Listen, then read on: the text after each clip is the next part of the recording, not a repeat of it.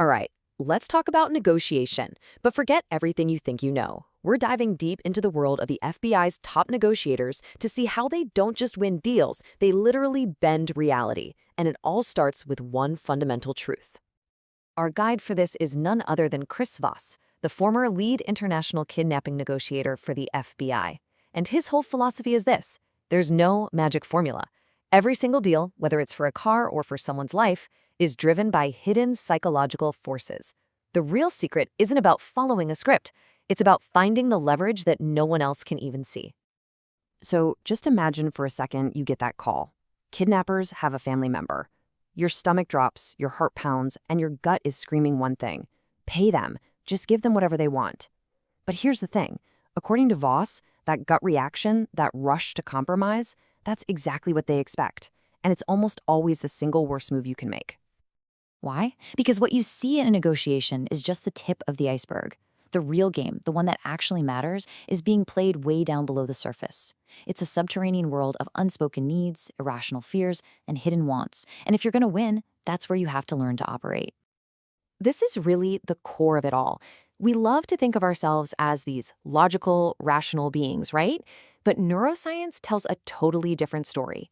It turns out, without our emotions, we can't even make simple decisions, like what to have for lunch. So if you're trying to influence someone, appealing to their logic just isn't enough. You have to understand and even guide their feelings.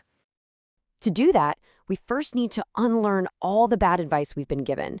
So we're going to take a sledgehammer to 3 of the most common and most dangerous myths about negotiation that are probably sabotaging your efforts right now. We've all been taught this since kindergarten, right? Compromise is a virtue. Meeting in the middle is the definition of being fair. But what if that's just wrong? What if splitting the difference is actually just a lazy shortcut to a terrible deal for everyone involved? Voss has this perfect, simple analogy. A guy wants to wear his brown shoes to a party. His wife is insisting he wear black shoes. Classic standoff.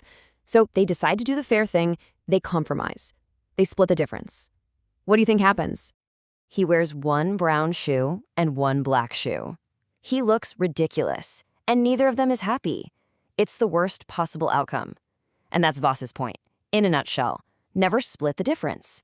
It's better to walk away with no deal than to agree to a bad one that satisfies no one. Okay, myth number 2, the deadline. That looming date on the calendar that creates all this pressure and panic and forces us into making dumb choices.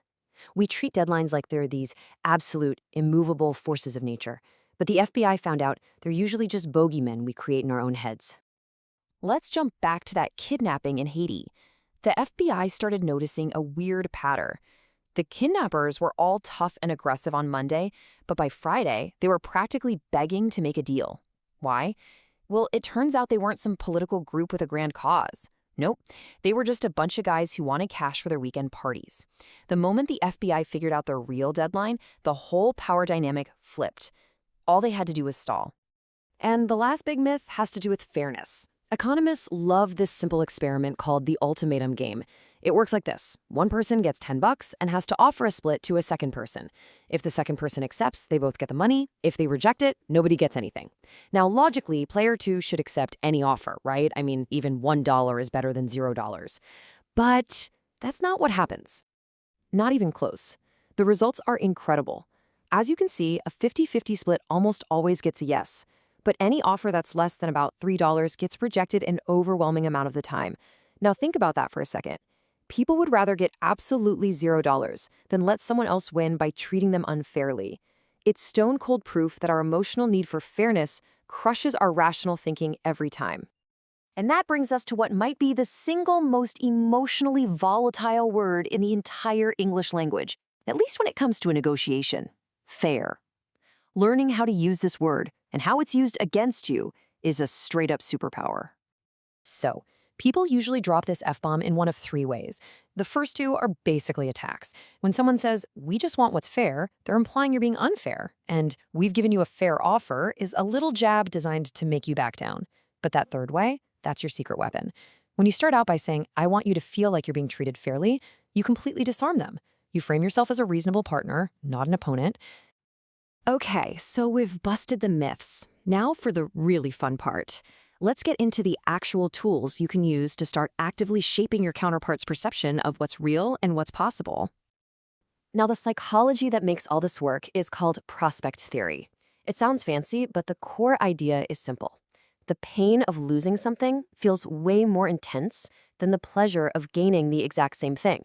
We are wired to avoid loss, and that's your leverage. You have to frame the deal so the other side feels like they have something real and tangible to lose if they don't say yes to you. So here is your toolkit. First, you anchor their emotions by calling out all their negative assumptions about you right up front. It completely throws them off guard. Then, you anchor the numbers with an extreme offer, which makes your real numbers seem totally reasonable later. And use weirdly specific numbers. It makes it seem like you've done a ton of homework. Finally, a small, unexpected gift or concession can work wonders. It triggers this deep-seated human need to give something back. Okay, theory is great, but let's put it all together.